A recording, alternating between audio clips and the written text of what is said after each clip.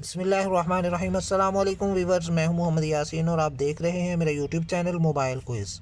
آج میں آپ کے لیے لے کے آیا ہوں یوز میں موبائل۔ یہ سامسنگ کا موبائل فون ہے، نوٹ سیریز میں سامسنگ نوٹ 4 یہ موبائل فون ہے۔ 2 GB اس کی ریم ہے اور 32 GB اس کی میموری ہے۔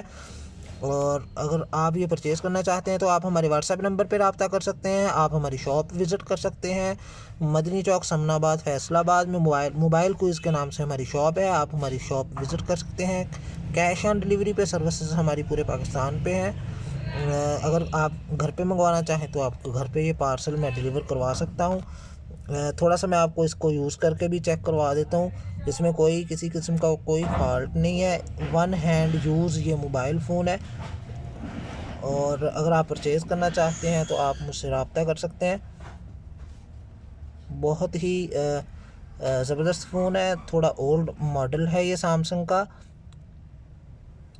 تو اگر آپ کو ہماری یہ آج کی ویڈیو پسند آئی ہے تو ہمارے یوٹیوب کے چینل کو سبسکرائب کیجئے، اس ویڈیو کو لائک کیجئے اور شیئر کیجئے۔